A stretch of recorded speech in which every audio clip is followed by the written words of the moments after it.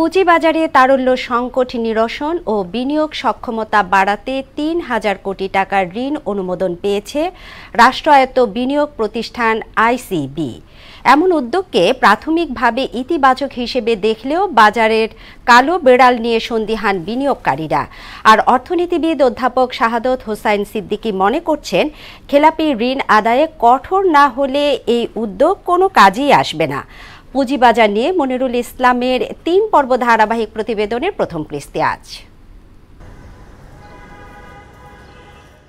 ভগ্নপ্রায় দেশের পুঁজিবাজারে তারল্য প্রবাহ বাড়াতে এরই মধ্যে ৩,০০০ কোটি টাকা ঋণের অনুমোদন দিয়েছে বাংলাদেশ ব্যাংক। বুধবার রাষ্ট্রায়ত্ত বিনিয়োগকারী সংস্থা আইসিবিকে ঋণের অনুমোদন দেয় কেন্দ্রীয় ব্যাংক।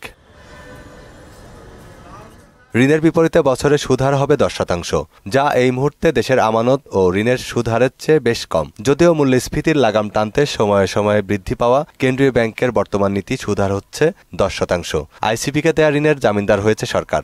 বিগত 16 বছরের দোসররা এখনো গাপটিমারি পড়ে আছে।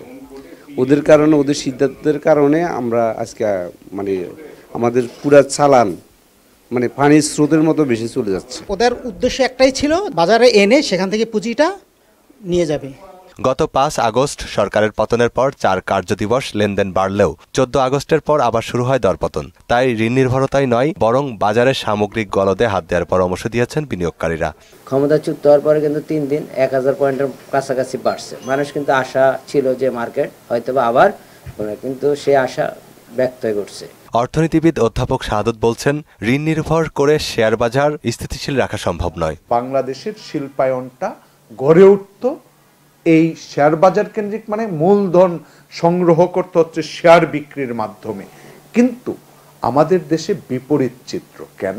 কারণ হচ্ছে আমাদের দেশে সাধারণত শিল্পপতিরা বেশিরভাগই ডেট ড্রিভেন ক্যাপিটাল।